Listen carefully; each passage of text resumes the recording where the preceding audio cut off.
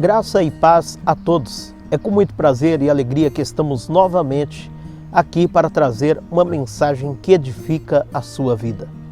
Nós vamos falar hoje sobre perseguição, injúrias, ou muitas vezes, quantas pessoas são injustiçadas. E nós vamos falar sobre esse assunto dentro da palavra de Deus.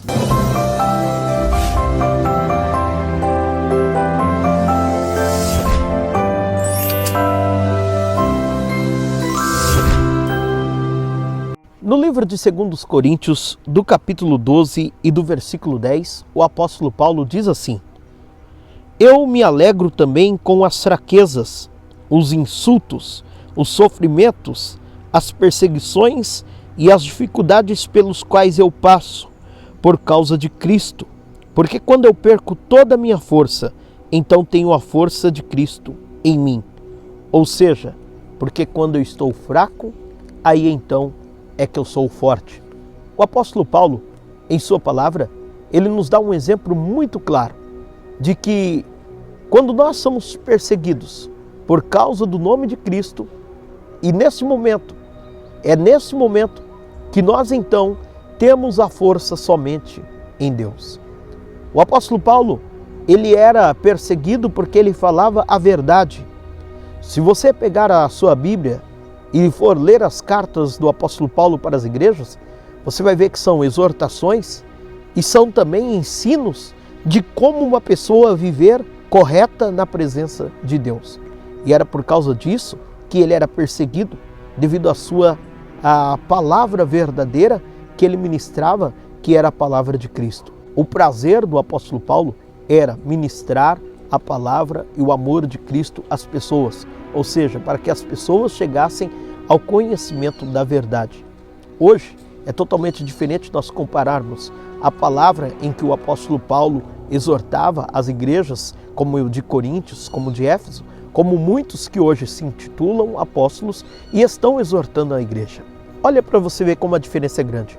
O apóstolo Paulo ensinava as pessoas a não ser somente honestos diante a sociedade, mas ensinava as pessoas a terem um caráter realmente voltado a Cristo, ou seja, uma pessoa voltada realmente à verdade.